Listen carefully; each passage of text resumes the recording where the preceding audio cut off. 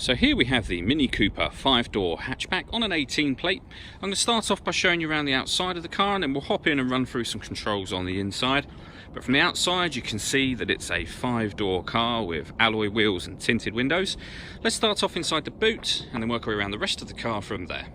So as we approach the boot, you'll see we have reversing sensors, plenty of boot space as well, along with that 60/40 split folding rear seat.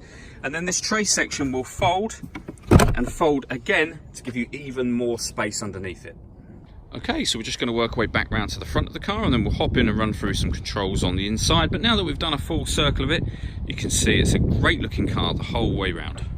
Just briefly before I climb in, I think it's well worth seeing the interior from this exterior point of view. You get half leather seats, as you can see. There's plenty to run through on the dashboard, so let's hop in and we'll do that now.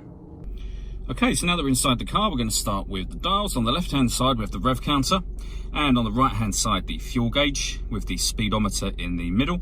You can see the total miles on this car are 8,482. We can change the information displayed above that by pressing a button on the indicator stalk for various different bits of fuel economy info, or a digital readout for the speedometer, which you can see just there.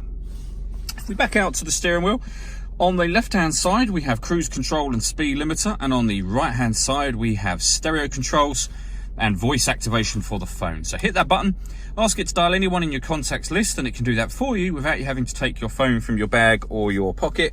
That is, of course, once you paired your phone up, which is done on the central screen just here. You'll see this car's got satellite navigation.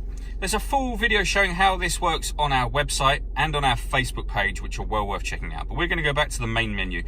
All of this movement that you see me making on the screen is all being done using this dial.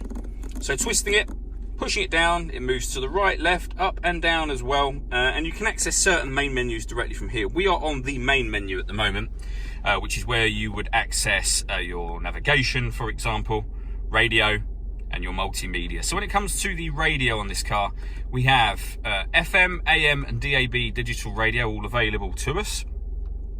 If you want to listen to your own music, it's not a problem. You just go to the multimedia section there, external devices, and you'll see that you've got USB input.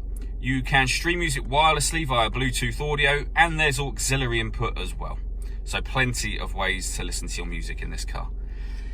Below that, we've got the dual zone climate control, so you can adjust the temperature on the passenger side and the driver side. You can adjust the fan speed. Hit that button to turn the air conditioning on. It's on when that green light is on.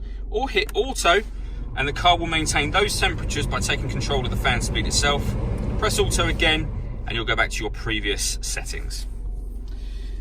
Below that, we've got a few buttons. So on the left-hand side to start with, this turns off the stop and start. So the car is designed to cut out when it's stationary in traffic to save you fuel. You can turn that system off, and it's off when that light shows. That button starts and stops the engine for the car. So as long as the key is somewhere in the car, hit that button to start it, same button to stop it again. This one turns off the traction control, and this will change the car's setup to sport mode. You can see just on there. Mid mode, which is your kind of everyday driving, and green mode, so you can change the setup of the car. Underneath that section, we have a 12-volt charging socket, the USB and auxiliary inputs, and a 6-speed manual gearbox. All that leaves me to say is thank you for taking the time to watch this video. If you'd like to come and see the car in person and have a test drive, please feel free to call any of our MJA sites.